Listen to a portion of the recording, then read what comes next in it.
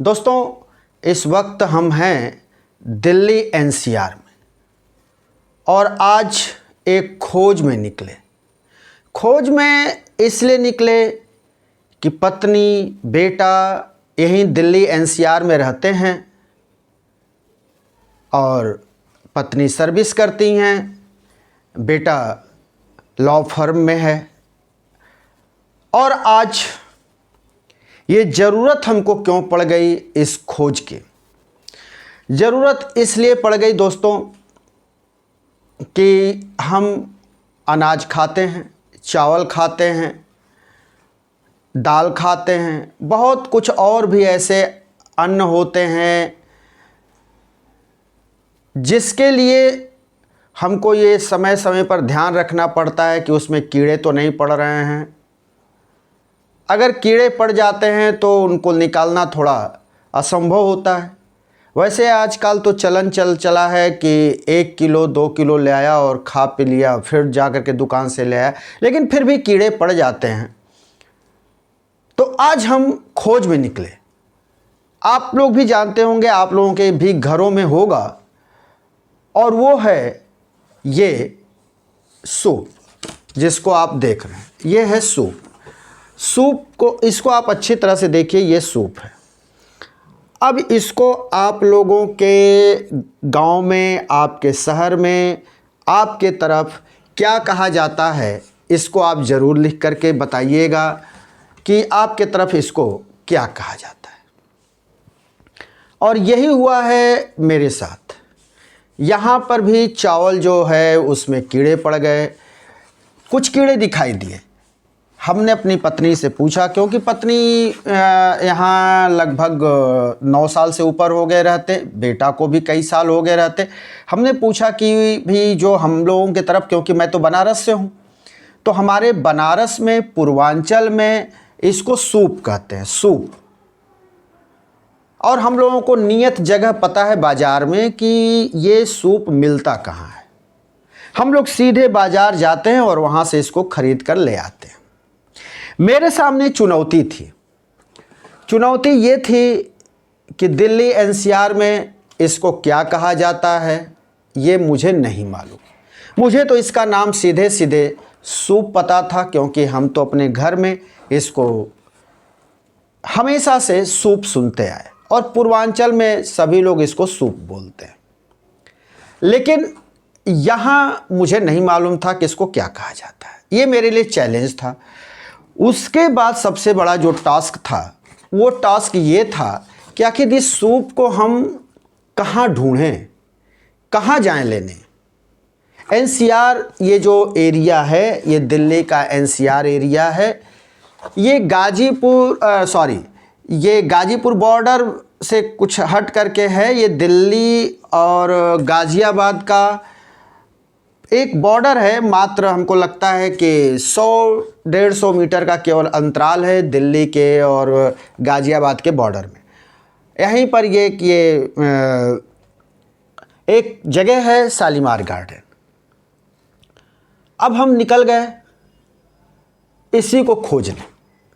अब इसको जब हम खोजने निकले, चुनौतियों का सामना सामने खड़ा था कि पहले तो इसको हम कहेंगे क्या, पूछेंगे कैसे, और किस बाज़ार में जाएंगे, कहाँ से लाएंगे। क्योंकि हम यहाँ जिससे जो काम यहाँ करने वाली है मेड, उससे भी हमने पूछा, वो यहीं की रहने वाली है, लेकिन वो भी नहीं बता पाई कि ये कहाँ मिलता है। कोई बता नहीं पा रहा था। और ये फ्लैट कल्चर है तो किसी से आदमी कोई संबंध नहीं रखता, कोई बताता नहीं, किसी से कोई पूछता भी नहीं। हम निकले घर से और निकल करके हम गए, जब कॉलोनी से बाहर गए, रोड पर गए, तो एक बुजुर्ग महिला एक छोटी सी दुकान में मिली। उनसे हमने पूछा कि अम्मा, हमको वो चाहिए, सूप चाहिए। वो नहीं समझ पाई कि ये क्या बोल रहे हैं, आखिर इनको क्या चाहिए। हमने कहा अम्मा, वो पूछी कि क्या चाहिए। हमने कहा अम्मा, वो चाहिए जिससे कि घर में गेहूँ चावल साफ़ किया जाता है, अगर उसमें कीड़े हों या उसमें कुछ उसमें हो, जैसे कुछ भी हो, तो उसको साफ़ किया जाता है। उस अम्मा ने हमको बताया कि इसको फटका कहते हैं। अब एक समस्या तो हमारी दूर हो गई कि भाई इसको यहाँ फटका कहते हैं, तो अब तो ये नाम तो पता चल गया फटका कहते हैं। फिर अम्मा से हमने पूछा वो मिलेगा कहाँ। उन्होंने कहा कि बेटा हमको नहीं मालूम कि वो कहाँ मिलेगा। तब तक वही एक बुजुर्ग मुस्लिम मिले और उन्होंने हमारी बात सुनकर हमको बुलाया और पूछा। हमने कहा कि हाँ, अम्मा से पूछ रहे थे, भाई हमारे तरफ उसका नाम दूसरा है लेकिन यहाँ उसको फटका कहा जाता है, मुझे नहीं मालूम कहाँ मिलता है। उन्होंने हमको बताया, यानी हम जहाँ रहते हैं वहाँ से लगभग 5 किलोमीटर दूर एक बाज़ार, और उस बाज़ार का नाम उन्होंने बताया कि सीमापुरी गोलचक्कर पर चले जाओ और वहाँ पूछना, वहाँ मिल जाएगा, उसके आसपास मिलता है। अब मेरी 2 समस्याएं दूर हो गई। एक तो मुझे पता चल गया कि इसको फटका कहते हैं, यानी इसको फटका कहते हैं, और ये भी पता चल गया कि किस एरिया में ये मिलेगा। हमने ऑटो लिया और हम पहुंच गए सीमापुरी गोलचक्कर। अब सीमापुरी गोलचक्कर पहुंच गए, वो भी एरिया बहुत बड़ा। अब ये समस्या कि हम किस दुकान पर जाएं, कहाँ हमको मिलेगा। जो युवा हैं उनको इसके बारे में पता नहीं, जो दुकानदार हैं, नौजवान हैं, वहीं दुकान किए हैं, उनको मालूम नहीं। अब मेरे लिए फिर परेशानी खड़ी।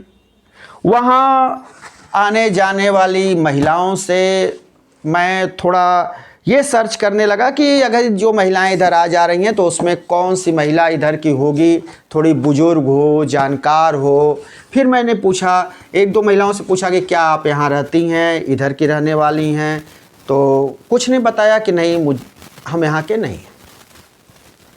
वहाँ भी एक महिला मिली, उसने बताया कि हाँ हम यहीं के हैं, बताइए क्या बात है। हमने उससे कहा कि मुझे एक फटका चाहिए, और हम खोज रहे हैं, लगभग कई घंटे हो गए हम घर से निकले हैं, इसको खोजने में काफ़ी दूर से आ रहे हैं। अगर आपको पता हो तो आप ज़रूर बताएं। उस महिला ने हमको बताया। अब देखिए कई तरह की दिक्कतें भी आती हैं, हम बनारसी, हमको क्या मालूम। उसने हमसे कहा कि थोड़े आगे जाओ, बाजू वाले गली में घूम जाना, ठक्कर आएगा, और ठक्कर से फिर घूमना और वहाँ किसी से पूछना। भाई हमारे यहाँ ठक्कर तो होता नहीं, हमारे यहाँ तो तिराहा है, चौराहा है, या फिर गली आगे मुड़ती है। गए अंदाज पर, हमने गए, हम बढ़े उस गली में, पूरा बाज़ार, बहुत अच्छी खासी बाज़ार।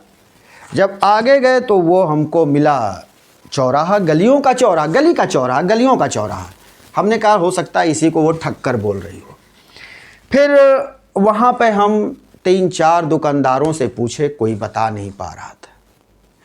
तभी वहाँ पर भी एक उधर के ही रहने वाले एक बुज़ुर्ग से भी हमने पूछा, तो उन्होंने बताया कि हाँ, थोड़ा और आगे जाकर बाजू वाली गली में बेटा चले जाओ, बाएं साइड। जब जाओगे तो वहाँ मटका बेचने वाली एक महिला मिलेगी, उसकी दुकान पे मिल सकता है। मैं एग्जैक्ट वहाँ पहुँच गया, और एक वहाँ पे दादी अम्मा बैठी थी। दादी अम्मा से हमने कहा कि अम्मा हमको फटका चाहिए, क्या आपके दुकान में है। वो उन्होंने कुछ जो है घड़ा उड़ा सामने रखी थी, कुछ उन्होंने टोकरी रखा हुआ था, डलिया रखा था। उन्होंने कहा हाँ मेरे पास है। हमारे आँख में चमक आ गई कि हमारी खोज पूरी हो गई, क्योंकि हम इसके लिए विशेष रूप से निकले थे और ये बताया गया था कि ये यहाँ नहीं मिलता, यहाँ टीन का मिलता है, तो यहाँ कुछ और मिलता है। लेकिन जो वास्तव में जो हम लोगों के तरफ मिलता है, जो सरई का, ये जूट के सरई का, जूट क्या, वो सरपत के सरई का जो बनता है हमारे तरफ, देखिए ध्यान से, ये हमको यहाँ पर ये मिल गया। और जब हम इसको देखे तो हमारे आँख में एक अलग चमक आ गई कि हम अपनी खोज में सफल हो गए। और हमने जो है इसको पूछा कितने की है, कितने का ये दे रही हो अम्मा, तो उसने बताया 220 रुपये का। बनारसी होने के नाते हमने कहा कुछ कम कर दो। कही कि बेटा इसमें क्या हम कम करेंगे। हमने कहा अम्मा 200 रुपये ले लो। कहा चलो तुमको जब इसी पर राजी हो तो 200 रुपया दे दो, ले जाओ। हम 200 रुपया देकर लेकर इसको घर आ गए। और इसको लाने की और 200 रुपये से कोई इसका तारतम्य नहीं है, और हमारे थकान भरी खोज से भी हमको कोई गिला शिकवा नहीं है कि हम कितना थक गए, कितना दौड़े, खोजे, लोगों से पूछे, उससे भी कोई लेना देना नहीं है। लेकिन खुशी इस बात की है कि हम इसकी खोज में सफल हो गए दिल्ली एनसीआर में। इसके बारे में तो ये भी आप लोगों ने सुना होगा कि सारे को गही रहे थोथा दे उड़ाए। तो ये उसी काम में आता है।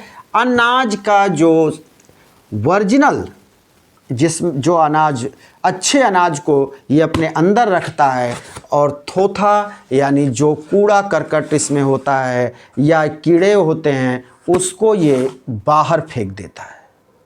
हमारा ये वीडियो कैसा लगा आप ज़रूर बताइएगा कमेंट बॉक्स में। और ये आप से एक और बात पूछनी है, ये अगर हमारी वीडियो जहाँ तक पहुँचे, जिस दर्शक तक पहुँचे, वो ज़रूर इस बात को लिखकर कमेंट बॉक्स में बताएंगे कि आपके तरफ इसको क्या बोला जाता है, इसका क्या नाम है, ताकि हमको भी नई नई जानकारी मिले। आप जगह भी लिखिएगा, इसको क्या वहाँ बोलते हैं इसको बताइएगा, हमको रहेगा इसका इंतज़ार।